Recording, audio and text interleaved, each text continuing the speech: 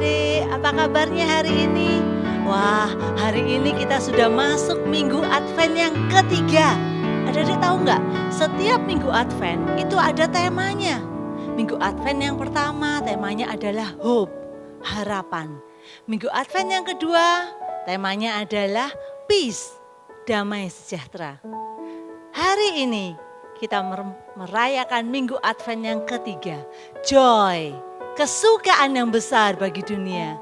Ayo adik-adik, Kak pilih aja adik-adik kita nyanyi Joy to the World. Karena kelahiran Tuhan Yesus adalah kesukaan besar bagi dunia.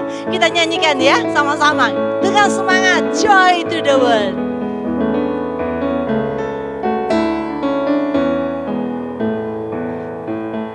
Joy to the world, the Lord has come. Let earth receive her King. Let every heart prepare him room. And heaven and nature sing, and heaven and nature sing, and heaven and nature sing. Joy to the world, the Lord has come. Let earth receive her King. Let every heart prepare him room. And heaven and nature sing, and heaven and nature sing, and heaven and nature sing, and heaven and nature sing, and heaven and nature sing, and heaven and nature sings. Kita masuk dalam doa. Kami bersyukur Tuhan karena kami boleh bersuka cita karena Engkau lahir di dunia. Dan bahkan Tuhan, kelahiran-Mu sebagai seorang bayi yang sederhana, kami sungguh boleh menikmati sukacita itu ya Tuhan. Seperti juga Maria dan Yusuf dan orang-orang yang saat itu berada di sekitar Tuhan, boleh menikmati, boleh bersuka cita karena kelahiran Yesus. Hari ini kami pun boleh bersuka cita karena Tuhan sungguh sudah lahir di hati kami. Terima kasih Tuhan Yesus, berkatilah ibadah kami. Biarlah Tuhan sungguh berbicara kepada kami melalui ibadah hari ini. Dalam nama Tuhan Yesus kami sudah berdoa. Amin. Adik-adik, joy to the world, the Lord is come. Adik-adik, Yesus dia sudah lahir ke dunia, memberikan kesukaan besar bagi dunia. Hari ini kita mau nyanyikan dia Yesus, nama di atas segala nama, name above all names. Dia Immanuel, Allah beserta kita. Jesus, names above all names. Jesus, names above all names. Beautiful Savior, glorious Lord, Emmanuel, God is with us, blessed Redeemer, living Word. Jesus, names above all names. Jesus, names above all names. Beautiful Savior, glorious Lord, Emmanuel, God is with us, blessed Redeemer, living Word. One more time. Jesus, name above all names, beautiful Savior, glorious Lord, Emmanuel, God is with us, blessed Redeemer, living Word.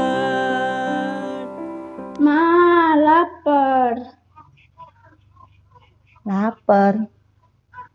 Bikin apa ya? Bikin roti. Roti. Tapi kalau bikin roti lama lo ya. Nggak apa-apa ta? Kenapa? Ya wis, oke. Mau bikin roti ya. Adik-adik, Hari ini kita mau bikin roti ya. Ci, enaknya kita mau bikin roti apa? Roti keju dan Dan? roti coklat. Roti keju dan roti coklat. Ayo kita bikin sama-sama ya adik-adik ya. Nah, hari ini Kak Lia dibantu sama alat ini nih. Nah, sekarang kita mau masukkan bahan-bahannya dulu. Tepungnya dulu, Ci. Masukkan gulanya. Lalu susu bubuk. Terus telurnya dipecahkan, Ci. Ini mentega. Mentega sudah, telur sih.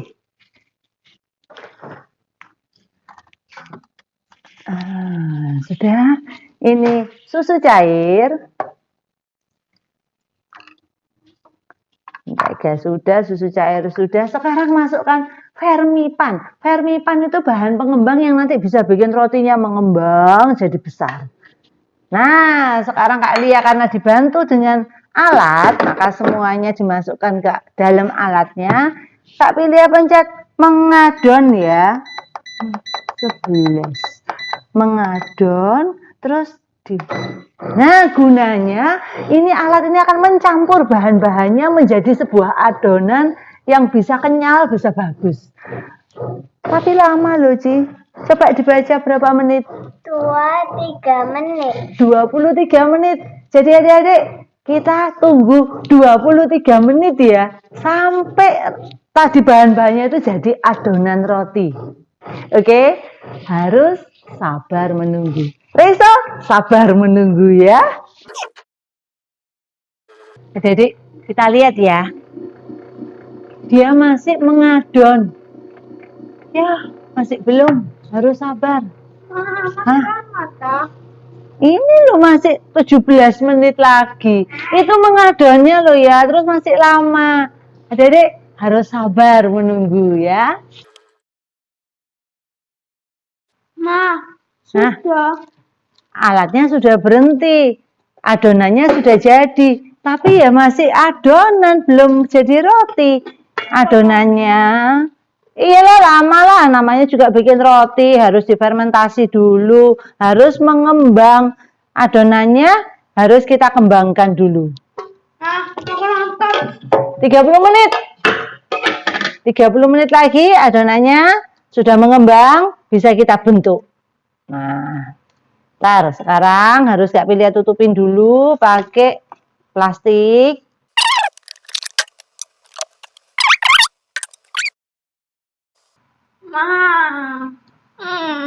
Apa? Ini apa? Lapar. Lihat dulu, lihat adonannya.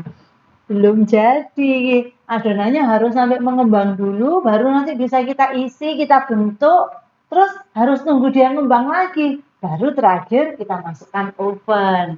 Nah, sekarang sambil nunggu adonannya mengembang, Kak Pilih akan siapkan isiannya. Tadi minta isinya apa? Keju sama coklat. Siapin keju, siapin coklat, nanti kita isikan di rotinya. Ya, tunggu ya, sabar. Adik-adik, sekarang adonan roti kita sudah mengembang nih. Lihat, adik-adik kalau lihat ya. Wow, ini sudah ada gasnya banyak di dalam. Terus adonannya tadinya kan kecil, sekarang udah jadi besar. Sekarang sudah 30 menit. Wah, sabar menunggu kan tadi kita. Sekarang kita mau isi rotinya. Dibagi-bagi dulu. Wici, kira-kira dibaginya 40 gram. Ayo, coba. Dihitung. Sekarang adik-adik kita akan isi ya. Yang pertama isi pakai apa dulu? Yang pertama mau isi keju dulu. Adonannya udah bisa diisi, udah mengembang, kita isi keju. Nah, terus ditutup adonannya. Artinya kejunya ditutup di dalamnya.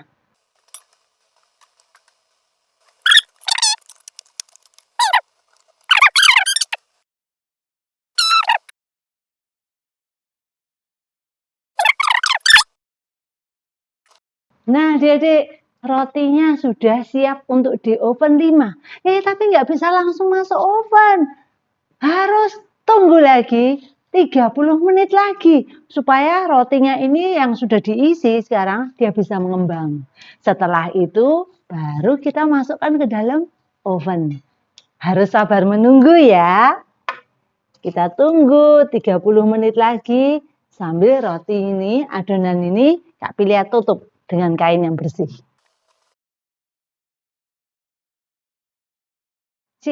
Sekarang sudah 30 menit nih. Kayaknya kita harus lihat nih rotinya gimana jadinya. Simsalabim, tereng. Wah, sudah siap masuk oven tapi belum matang. Kenapa? Lama ya, emang lama, kita harus tunggu. Bentar, sebelum masuk oven, kita harus olesin dulu pakai susu sedikit. Ayo sih.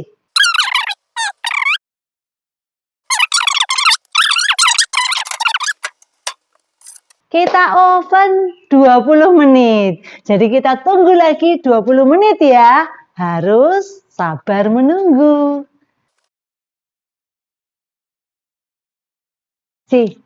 Lama banget ya. Hampir 2 jam loh. Reiso. Nah, sudah bunyi Rei. Sini Rei. Kita lihat roti kita apakah sudah selesai di oven. Wow, hati-hati ya, masih panas banget nih. Panas.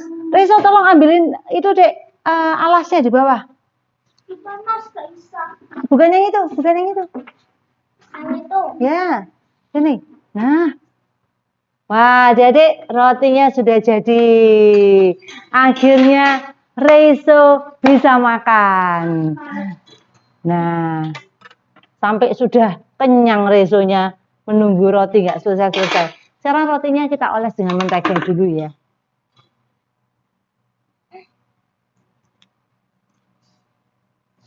Adik-adik, tadi kita bikin roti berapa lama? Pertama diuleni adonannya 23 menit. Kemudian ditunggu dia mengembang sampai dia besar 30 menit. Udah gitu Kak Pilia bentuk, diisi-isi. Terus dikembangkan lagi. Berapa menit? 30 menit lagi. Masuk lagi di oven, kita tunggu lagi berapa menit? 20 menit. Kira-kira 2 jam loh. Baru satu buah roti ini bisa matang. Wah, lama ya prosesnya ya. Menunggu tuh nggak enak. Reiso, sini Rei. Mau tanya dulu Rei. Kita kan tadi nunggunya lama ya. Rei, enak nggak Rei menunggu? Enak nggak nunggu roti dari perutnya lapar sampai 2 jam baru jadi rotinya? Enak nggak nunggu itu? Nggak enak menunggu itu. Dari sudah lapar sampai kelaparan sampai akhirnya makan yang lain dulu. Sekarang baru rotinya jadi. Adik-adik, menunggu tuh enak nggak? Nggak enak ya. Kayak kalau tadi kita lihat mau bikin roti aja. Menunggu apa? Nunggu bahan-bahannya diuleni, sudah jadi adonan, harus menunggu adonannya supaya mengembang, difermentasikan. Setelah mengembang harus dibentuk, kalau sudah dibentuk menunggu lagi supaya mengembang lagi. Sudah jadi mengembang harus menunggu lagi saat dia masuk oven. Lama ya. Menunggu. Bikin satu roti aja bisa makan waktu berjam-jam kayaknya ya. Tapi adik-adik itu cuma menunggu beberapa jam. Tahu nggak adik-adik, ada lagi menunggu yang lebih nggak enak. Apa? Menunggu tapi nggak tahu menunggu sampai kapan. Menunggu terus. Tapi yang ditunggu-tunggu nggak datang-datang. Dan nggak tahu, bukan dibilangi 30 menit lagi, 2 jam lagi, 6 jam lagi, 2 minggu lagi, 1 bulan lagi. Nggak ada batas waktunya. Yang dilakukan hanya apa? Menunggu, dan menunggu. Enak nggak? Nggak enak. Sama juga seperti kayak kita sekarang menunggu apa? Pandemi COVID-19 supaya segera berakhir. Tunggu 1 bulan nggak berakhir, 3 bulan nggak berakhir. Sekarang sudah menunggu 9 bulan nggak berakhir. Bahkan sampai tahun 2020 mau selesai, belum berakhir. Kira-kira kapan dia berakhirnya? Enggak tahu. Kita belum tahu masih ya. Adik-adik, di Alkitab ada seorang yang bernama Bapak Simeon. Hari ini Kak Pili akan menceritakan tentang the journey yang berfokus pada kehidupan Bapak Simeon. Mungkin tanya, Simeon itu siapa ya? Simeon itu bukan bapaknya, bukan Yusuf. Simeon itu bukan saudaranya, bukan. Simeon itu siapa? Coba adik-adik ya, kita buka di dalam Lukas pasal 2. Lukas pasal 2 ayat yang ke-25. Coba kita mau lihat apa yang bisa kita ketahui tentang seorang yang bernama Simeon. Kita baca. Adalah di Yerusalem seorang bernama Simeon. Ia seorang yang benar dan saleh yang menantikan penghiburan bagi Israel. Roh Kudus ada di atasnya. Yang pertama kita tahu apa? Dia tinggal di Yerusalem. Yerusalem berarti dia tinggal di dekat Bait Allah, di kota yang sama dengan Bait Allah. Yang kedua kita tahu bahwa apa? Dia seorang yang benar dan saleh. Wow. Di Alkitab dituliskan dia seorang yang benar dan saleh. Apa artinya dia seorang yang benar dan saleh? Berarti hidupnya dia benar-benar menurut firman Tuhan. Seturut dengan apa yang Tuhan perintahkan. Kita lanjutkan. Yang menantikan penghiburan bagi Israel. Penghiburan apa ya Kak? Nah adik-adik, waktu saat itu orang-orang Yahudi di Israel mereka sedang menantikan sesuatu. Apa? Mereka menantikan kelahiran seorang juru selamat atau Mesias yang akan membebaskan hidup mereka dari perbudakan. Yang akan menyelamatkan mereka dari ketidaknyamanan hidup. Wah, mereka mengharapkan ada seorang raja atau seorang pembebas yang akan menyelamatkan hidup mereka. Itulah yang disebut dengan penghiburan bagi Israel. Ada lagi disebutkan, Roh Kudus ada di atasnya. Wah, luar biasa ya.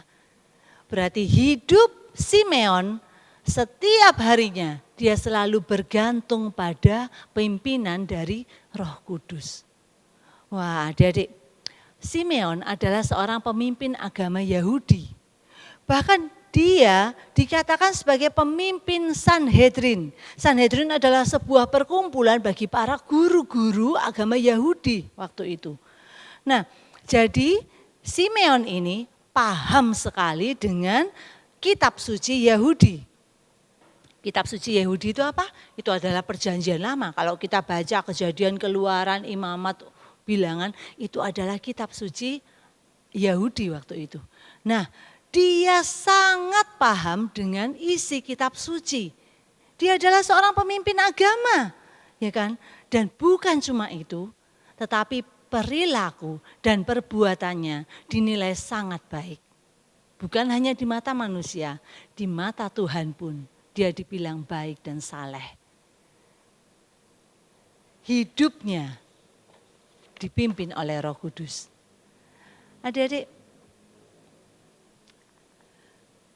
tidak dicatat waktu itu Simeon umur berapa.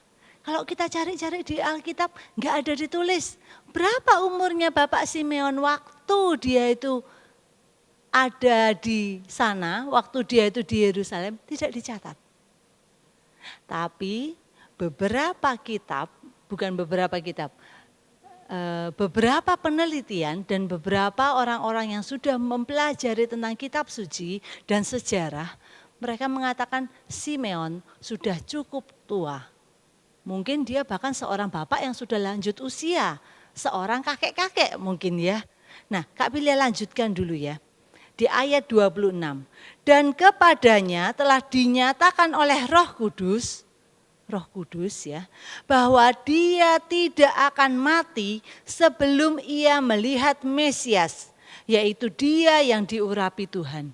Adik-adik perhatikan, Simeon kita tidak tahu umurnya berapa Kemungkinan dia seorang yang sudah tua dan kepada dia Roh Kudus sudah berbicara bahwa apa? Simeon, kamu tidak akan mati sebelum kamu melihat Mesias. Tahu Mesias siapa? Tuhan Yesus. Tapi adik-adik, kapan Mesiasnya datang? Kapan Yesusnya lahir? Enggak tahu. Roh Kudus hanya berkata, Simeon, kamu tidak akan mati sebelum kamu melihat Mesias. Siapa Mesias? Dia yang diurapi Tuhan. Jadi adik-adik, yang dilakukan oleh Simeon itu apa? Dia menunggu. Seperti kita menunggu roti yang sedang dikembangkan, difermentasi. Menunggu lagi roti itu di oven. Tapi adik-adik, Simeon dia hanya menunggu dan menunggu. Setiap hari dia menunggu. Menunggu kapan ya Mesias itu datang. Kapan ya dia yang diurapi Tuhan itu bisa bertemu denganku. Dia hanya menunggu dan menunggu. Tanpa ada kepastian. Tanggal berapa, bulan apa, tahun berapa, waktu dia umur berapa, waktu dia itu sudah tua atau waktu dia masih muda, tidak ada diberitahukan tentang waktunya. Kalau kita membuat roti kita tahu tunggu 30 menit lagi, tunggu 40 menit lagi. Tapi waktu Simeon menunggu, dia tidak tahu harus menunggu berapa lama. Tapi lihat adik-adik, dia setia menunggu. Dan Simeon hidupnya benar-benar bergantung pada Roh Kudus.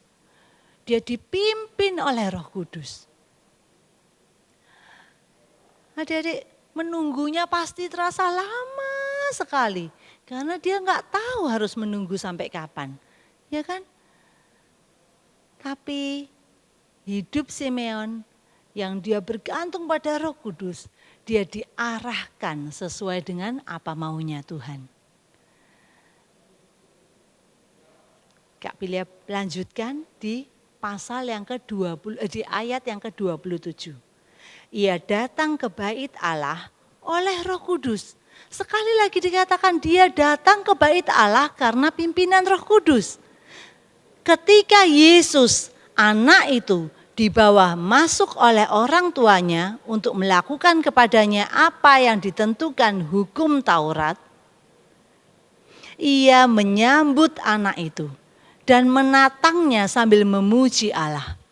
Adik-adik, Simeon gak tahu kapan waktunya Yesus datang ke bait Allah. Simeon bahkan gak tahu kapan waktunya Yesus lahir. Simeon bahkan gak tahu kalau Mesias itu akan bernama Tuhan Yesus.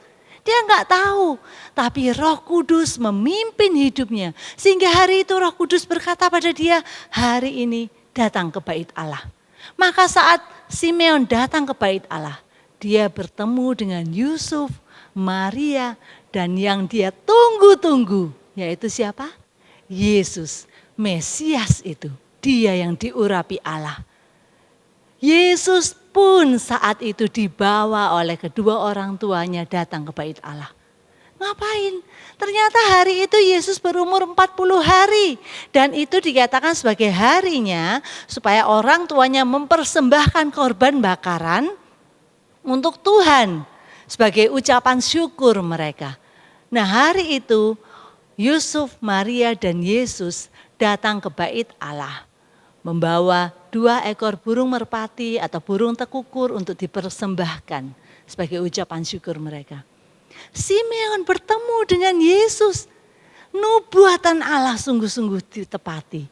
Adik-adik, Simeon tidak mati sebelum dia bertemu dengan Tuhan. Sungguh-sungguh dia merasa yang aku tunggu-tunggu, yang selama ini sudah dijanjikan kepadaku oleh Roh Kudus, benar-benar boleh aku temui sekarang ini. Wah adik-adik, dia menyambut anak itu dan menatangnya, menggendongnya sambil memuji Allah. Katanya, sekarang Tuhan, biarkanlah hambamu ini pergi dalam damai sejahtera sesuai dengan firman-Mu. Sebab mataku telah melihat keselamatan yang daripadamu, yang telah Engkau sediakan di hadapan segala bangsa. yaitu terang yang menjadi pernyataan bagi bangsa-bangsa lain dan menjadi kemuliaan bagi namamu Israel. Simeon memuji Tuhan karena apa? Yang dijanjikan kepada dia, penebus itu, Mesias itu, akhirnya boleh dia temui. Wow, adik-adik, keren ya. Waktu Simeon datang ke bait Allah, mungkin dia pun tidak tahu yang mana sih Mesias. Tapi dia terus bergantung pada tuntunan Roh Kudus. Tuhan terus menunjukkan jalannya pada dia. Sehingga dia boleh tahu, bayi ini, bayi dari Yusuf dan Maria inilah Mesias yang dijanjikan oleh Allah itu. Adik-adik, tidak semua orang bisa seperti Bapak Simeon yang punya hak istimewa bertemu dengan Yesus. Ya kan? Enggak semua orang. Tapi Simeon pun, saat dia mau bertemu dengan Yesus bukan hal yang gampang. Dia harus menanti, mungkin menantinya lama sekali. Mungkin dia sudah diberitahu dari muda, dia harus menanti sampai tua, bertahun-tahun mungkin. Tapi dia tidak hilang harapan. Dia tetap menanti, tetap bergantung pada Roh Kudus. Dan dia terus peka pada tuntunan Tuhan. Kira-kira gimana perasaan Simeon waktu dia bertemu dengan Tuhan? Janji yang sudah diberikan kepada dia bertahun-tahun mungkin ya. Akhirnya dia bisa mendapat janji itu digenapi. Dia sungguh bersuka cita, memuji Allah. Adik-adik, menunggu tuh enak enggak ya? Enak enggak menunggu? Enggak enak mungkin ya. Menunggu itu butuh kesabaran, butuh pengharapan pada yang ditunggu. Kalau kita percaya bahwa yang kita tunggu itu pasti datang dan tidak akan ingkar janji, maka proses menunggu kita akan lebih ringan. Cepat atau lambat yang kita tunggu pasti datang. Bapak Simeon menunggu sangat lama, tapi akhirnya dia bertemu dengan yang menjadi tujuan hidupnya. Sampai dia berkata, sekarang Tuhan, Engkau sudah menepati janjimu, biarlah hambamu ini meninggal dengan tentram. Yang terpenting dalam hidupnya sudah dia dapatkan, yaitu apa? Tuhan Yesus. Kita pun sekarang sedang menunggu. Menunggu apa? Menunggu pandemi COVID ini berakhir. Menunggu ada obat COVID, menunggu vaksin, menunggu keadaan menjadi lebih baik. Atau mungkin kita menunggu Allah menolong dan membebaskan kita dari kesulitan kita. Atau mungkin adik-adik kita menunggu Tuhan Yesus datang. Yang kedua kalinya menjemput kita masuk ke dalam surganya yang mulia. Apakah kita pun sudah seperti Simeon yang hidup peka, yang hidup terus taat pada tuntunan Tuhan saat kita menunggu? Apakah kita bisa seperti Simeon yang peka akan tuntunan Roh Kudus? Saat kita seperti Simeon, kita menunggu dengan tidak hilang harapan. Kak Pilia percaya Tuhan pasti menggenapi janjinya pada kita. Janji Tuhan yang sudah diberikan pasti akan Dia genapi. Adik-adik, kita berikan persembahan untuk Tuhan. Bejana untuk Tuhan. Berikan yang terbaik untuk Tuhan. Kita mau nyanyi. Jangan pernah menyerah, jangan berputus asa. Kita nyanyikannya.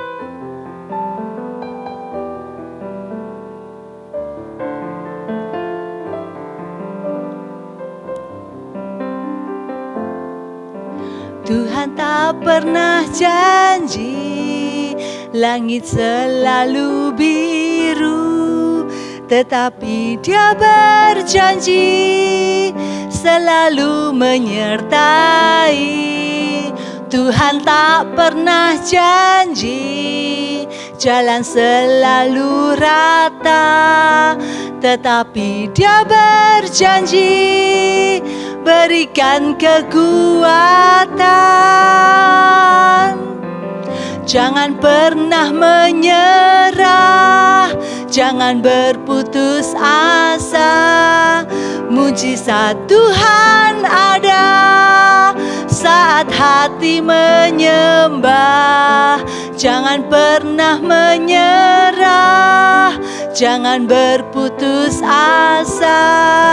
Mujizat Tuhan ada bagi yang setia dan percaya. Sekali lagi kita nyanyikan sama-sama. Tuhan tak pernah janji langit selalu biru, tetapi Dia berjanji selalu menyertai. Tuhan tak pernah janji jalan selalu rata, tetapi Dia berjanji berikan kekuatan. Jangan pernah menyerah, jangan berputus asa. Mujizat Tuhan ada saat hati menyembah. Jangan pernah menyerah, jangan berputus asa.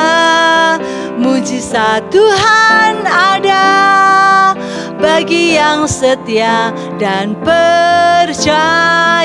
Jangan pernah menyerah, jangan pernah menyerah, jangan berputus asa. Mujizat Tuhan ada saat hati menyembah. Jangan pernah menyerah, jangan berputus asa. Mujizat Tuhan ada bagi yang setia dan percaya. Mujizat Tuhan ada bagi yang setia dan percaya. Kita masuk dalam doa. Sungguh Tuhan, kami percaya akan janji-Mu Tuhan. Kami percaya bahwa Tuhan kami tidak pernah ingkar janji.